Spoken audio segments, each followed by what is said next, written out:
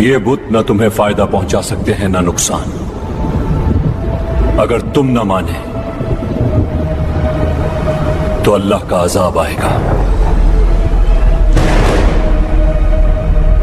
हमें डराने आया है? हम वो कौम हैं जिनके महल आसमान को छूते हैं। ये वाक़िया है अल्लाह के नबी की मजाक उड़ाने वाली कौम का। ये वाक़िया है तकब्बुर और ताकत का। ये वाक़िया है आद का।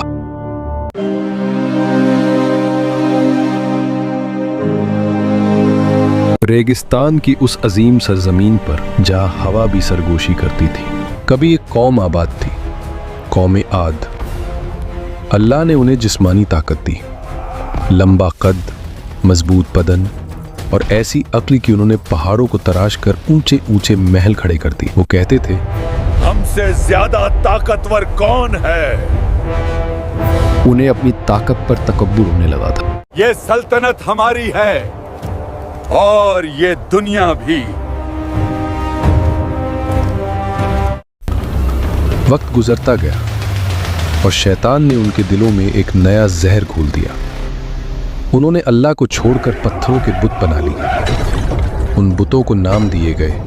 वो लोग उनके सामने सिर झुकाने लगे और कहने लगे, यही हमें बारिश देते हैं, यही हमें ताकत देते हैं।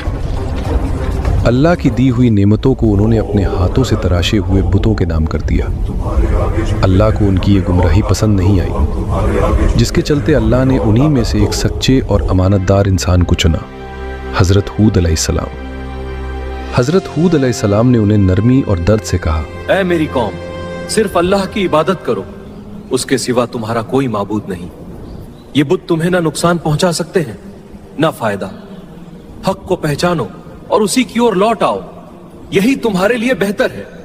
हज़रत हूद अलैहिस्सलाम की इस दावत पर उनकी कौम में से कुछ लोग ईमान ले आए। उन्होंने सच को पहचान लिया, बुतों से किनारा कर लिया और अल्लाह पर भरोसा कर लिया।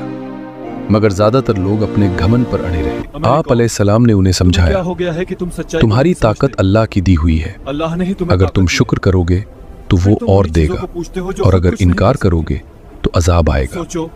और अकल से काम। लेकिन उन लोगों ने हजरत हूद की बात सुनने से इनकार कर दिया। उन्होंने कहा, क्या तू हमें हमारे माबूदों से रोकने आया है? क्या हम तेरी बात मान लें और अपने बाप दादाओं का दीन छोड़ दें? मैं तुम्हारे लिए भलाई चाहता कुछ ने मजाक उड़ाया, कुछ ने धमकाया और कुछ ने कहा, हमसे ज्यादा ताकतवर कौन है?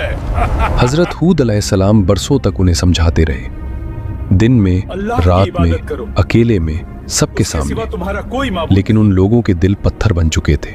हम आद हैं, धरती पर हमसे बड़ा कोई नहीं। अल्लाह ने उन्हें मोहलत दी, लेकिन उन्होंने तौबा नहीं की। जब हिदायत की सारी बातें पूरी हो गईं और कौम ने खुला इनकार कर दिया, तो हजरत हूद अलैहिस्सलाम अपनी कौम से बेजार हो गए। तुम्हारे इस इनकार से बेजार हूं। अल्लाह के हुक्म से आप अलैहिस्सलाम उन लोगों से अलग हो गए जो जुल्म और सरकशी पर अड़े थे, और ईमान लाने वालों को साथ लेकर उस इलाके से निकल गए। एक दिन आसमान पर काले बादल छा गए। कौम आद खुश हो गई। कहा, देखो बारिश आने वाली है, अब हमारी ज़मीन फिर हरी होगी। लेकिन वो बारिश नहीं थी, वो अजाब था। अचानक एक भयानक ठंडी और तेज़ आंधी चली।